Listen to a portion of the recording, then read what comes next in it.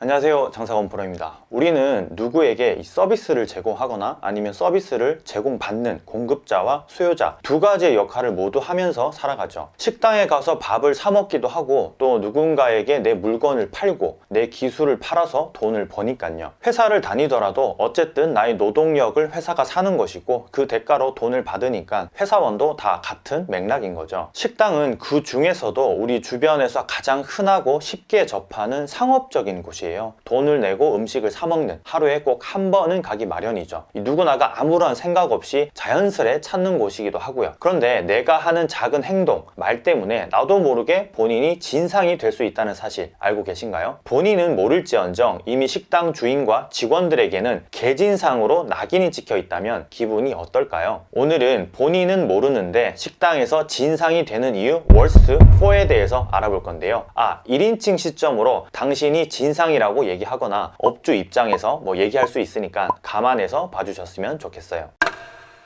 4위는 양 많이 주세요 입니다. 일전에 제가 영상으로도 한번 다룬 적이 있죠. 오른쪽을 클릭하면 보실 수 있는데 업주 입장에서 대처하는 방법에 대해 만든 영상이니까 참고하실 분들은 참고 부탁드리고요. 이번 내용하고는 사실 사뭇 다르다는 점 알아주셨으면 좋겠어요. 이번 영상은 당신을 위해 만든 영상이니까요. 양을 많이 달라는 당신의 아주 푸근하고 친근한 말투, 과연 식당 사장님이나 직원도 그렇게 생각할까요? 아주 친절하게 부탁했으니까 양을 많이 줘야겠다? 글쎄요, 설령 양을 많이 줬다고 해서 당신이 고마워나 할까요? 식당은 정해진 양을 파는 곳이에요. 물론 양을 더 많이 줄 수는 있어요. 한국에는 이 정이라는 게 있으니까요. 그럼 양을 많이 달라고 하는 손님에게는 양을 많이 주고 그렇지 않은 손님에게는 정해진 양을 준다? 하루에 수십, 수백 끼를 파는 식당 사장님은 일일이 많이 달라고 하는 손님에게만 친히 양을 많이 줄 수가 없어요. 양을 많이 줬다고 립서비스는 할 수 있겠죠. 당신도 그저 지나가는 말로 양 많이 주세요 라고 한 게 맞다면 말이에요. 그런데 1년에 아주 조그마한 희망이라도 품고 양을 많이 달라고 했다면 분명 양에 대해 투정을 부리겠죠. 심하면 직원에게 물어보는 행동까지. 이건 좀 아니지 않나요? 아무리 친절하게 기분 좋게 양을 많이 달라고 한들 정해진 양에 대해서 왈가불가할 입장이 되진 못해요. 차라리 그럴 거면 1인분을 추가 주문하든지 아니면 소자 대신에 중자를 주문하셨어야죠. 역지사지를 생각해 보시면 돼요. 당신이 팔고 있는 물건, 그 물건을 사면서 이 서비스 끼워달라고 하는 것과 뭐가 다를까요? 그냥 깔끔하게 정해진 양, 정해진 가격으로 먹고 나오세요. 괜히 양이 정해져서 더 많이 드릴 수가 없다라는 말을 듣고 기분 나빠서 식당을 박차고 나오지 마시고요. 3위는 계산 못하겠어요 입니다. 맛이 없어서 계산을 못하겠다. 지금 제정신인가요? 당신의 입맛을 사장님이 못 맞춘 건 잘못이라고 치죠. 그렇다고 돈을 안 내겠다라. 이건 법으로도 걸린다는 걸 모르나 봐요. 이보세요. 당신은 지금 현행법에 저촉되는 무전취식을 하고 있는 거예요. 아니, 돈이 있는데 돈을 안 낸다는 건 더 가중처벌을 받을 수 있다는 사실을 아셔야 돼요. 좋아요. 얼마나 맛이 없길래 돈을 안 낸다는 건지 사실 객관적으로 가늠하기가 어려워요. 그런데 생각해 보자고요. 아무리 맛이 없다고 한들 지금 이렇게 식사를 잘하고 있는 다른 손님들은 그런 맛대가리 없는 음식을 먹고 있는 걸로 보이는지를요. 이 당신의 입이 고급인 건 인정하기 싫지만 100번 양보해서 그렇다 쳐도 계산은 하셔야죠. 다음에 오든지 말든지 그건 알아서 하시는 거고요. 그리고 이 머리카락, 이 맛이 없어서 계산을 못하겠다라고 하고 이게 안 통하면 이물질 컴플레인을 걸려는 수작인 거 누가 다 모를까요? 이미 이 CCTV에 다 찍혀 있어요. 물잔 잡으려다가 엄지와 검지로 가볍게 쥐고 있던 머리카락을 국에 넣어서 숟가락으로 젓는 모습을요. 맛이 없으면 처음부터 맛에 대해서 말씀을 하시든지 또 머리카락이 나왔으면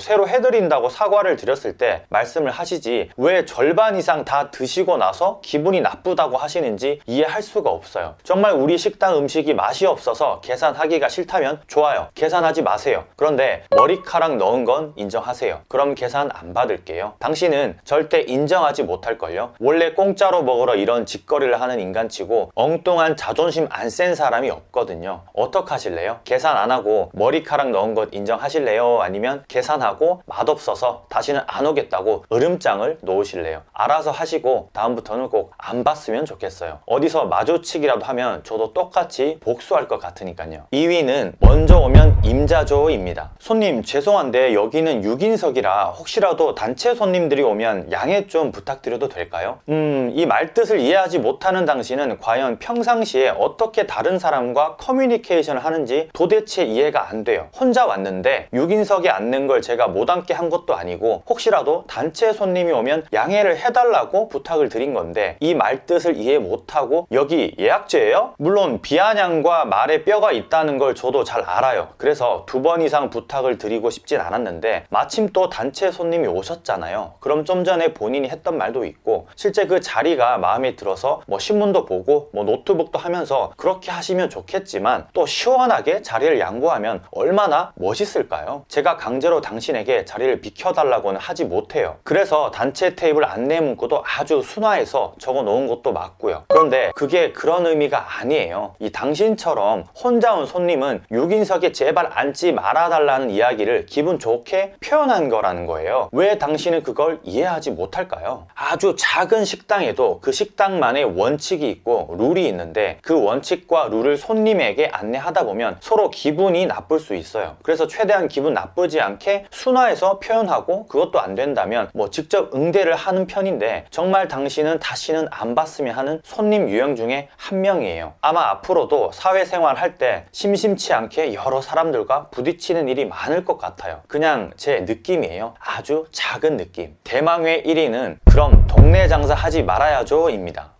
제가 무리한 부탁을 드린 건 아닌데 기분이 나쁘셨죠. 아무래도 다른 손님들이 있다 보니까 케어를 좀 해달라는 이야기였는데 기분이 나쁘셨다면 죄송해요. 그런데 보시면 아시겠지만 너무 가게가 난장판이 되어서요. 네, 놀이방이 없는 저희 식당의 잘못이기도 하지만 그래서 앞에도 저렇게 안내 문구도 붙여놓고 서로 웃으면서 식사를 내주고 또 드시고 가셨으면 하는 마음이에요. 너무 당당했던 그 엄마들은 좀 있는 집의 엄마였던지 죄다 가방이 명품 백이고 뭐 하는 말도 BMW가 어떻고 아우디가 어떻고 뭐 신랑이 한 달에 얼마를 버는 데가 주를 이루었죠. 이 마음 같아서는 따라가서 면전에다가 이 버려둔 똥기저귀를 집어 던지고 싶었지만 그건 또 폭행으로 치부될 수 있기 때문에 차마 하질 못했고요. 그런데 정말 맘충이라는 단어가 괜히 생긴 게 아니라는 생각이 들어요. 아무리 조율을 하려고 해도 이 조율이 되지 않는 엄마들이 있거든요. 노키즈전 좋아요. 저도 하고 싶은데 이 동네 아줌마들이 결사 반대예요. 아줌마들의 장소가 돼버렸거든요. 엄마들 모임이 없으면 저도 매출이 많이 떨어지긴 해요. 그런데 다른 손님들도 분명히 있거든요. 그런 분들에게는 참 미안하죠. 애기들이 시끄럽게 떠들고 뛰어다니고 하니까요. 게다가 이 쓰레기란 쓰레기는 다 버리고 가요. 똥기저귀는 기본 아이템이고요. 다음 달부터 노키존을 해볼까 하는데 아마 반발이 엄청나겠죠. 불매가 생길 수도 있어요. 다 맘카페 회원들이거든요. 제 가게만 맘카페 할인을 안 해주는데도 그렇게 애기들을 데리고 와요. 다 같은 마음이겠지만 정도껏 했으면 좋겠어요. 이 신용이라도 아이들을 좀 케어하는 모습을 보이면 좋겠는데 전혀 미안한 게 없나 봐요. 차라리 키즈 카페를 가든지 왜 조용한 카페를 쑥대밭으로 만들고 가는지 모르겠어요. 저도 아기를 키우는 입장이지만 같은 엄마 입장에서도 절대 이해할 수 없는 부류예요. 아기를 탓하는 게 아니라 그 엄마들을 탓하고 싶어요. 이 정도껏 하라고 말이죠.